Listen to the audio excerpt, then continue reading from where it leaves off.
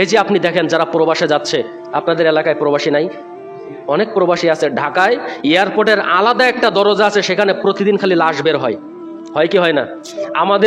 আমাদের চরিত্র খারাপ, আমরা মানুষ, আমাদের চরিত্র খারাপ। তো বলবেন হুজুর কেন?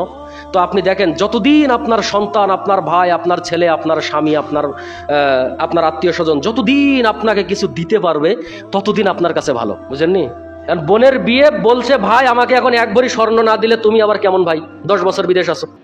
তো ও চিন্তা করে, আমার বোনকে খুশি রাখতে হলে আমাকে 1 মাস রাত দিন 24 ঘন্টা পরিশ্রম করতে হবে, আমার ঘুমালে চলবে না, কারণ আমার বোনের মন জয় করতে হবে। এদিকে মা বলতেছে যে সবাইকে দিলি, এখন আমার মেয়ের বিয়ে, এখন আমি তো খালি গলায় যাই কিভাবে, আমার একটা চেন দিস, তার দাম 1 লাখ টাকা। সে চিন্তা করবে তার মানে আমাকে আরো 1 মাস না ঘুমিয়ে থাকতে হবে, আরো 1 মাস না খেয়ে থাকতে হবে, পরিশ্রমের পর পরিশ্রম করতে হবে। ভাই বিদেশে কি টাকা এমনি আসে? অনেকে যারা বিদেশে গেছেন বা যাচ্ছেন বা আছে, বিদেশে টাকা কিন্তু এমনি আসে না।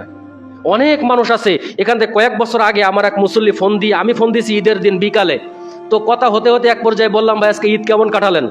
তো বলছে, হুজুর আল্লাহর কসম আজকে যে ঈদের দিন এটাই আমি জানি না। মালয়েশিয়াতে থাকতেন। বলছে যে হুজুর আল্লাহর কসম আজকে যে ঈদের দিন এটাই আমি জানি না, আপনি বললেন তাই আমার মনে হলো। তাহলে আপনি একবার চিন্তা করেন তো। আর ওই প্রবাসে যখন আপনার ছেলে, আপনার আত্মীয় স্বজন, আপনার ভাই যখন মারা যায়, তখন ওই লাশটা আনার জন্য আত্মীয় স্বজন আর কাছে আসে না। কাছে আসে?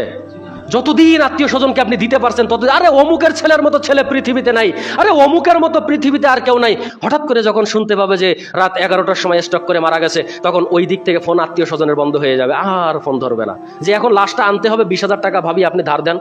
আপনার ভাইকে বলছেন, আপনার বাবাকে বলছেন, সে বলবে না না আমার কাছে নাই, আমার কাছে নেই। এই যদি আমাদের চিন্তা চেতনা হয়, তাহলে কি ভাই আমি কি জান্নাতে যেতে পারবো? মানুষের প্রতি যদি আমার ভালোবাসা না থাকে, মানুষের প্রতি যদি আমার মহাব্বত না থাকে, তাহলে কি আমি পরকালে কি নাজাত পেতে পারবো? এই জন্য আল্লাহ সুবহানাহু ওয়া তাআলা বলছেন 102 নম্বর সূরা তাকাসুরের 1 এবং 2 নম্বর আয়াত, আল্লাহ রাব্বুল আলামিন এখানে বলছেন যে আলহাকুমুত তাকাসুর হাত্তা জুরতুমুল মাকাবির, প্রাচুর্যের প্রতিযোগিতায় তোমাদেরকে গাফেল করে রাখবে যতক্ষণ না পর্যন্ত তোমার কবরের সাথে সাক্ষাৎ হয়।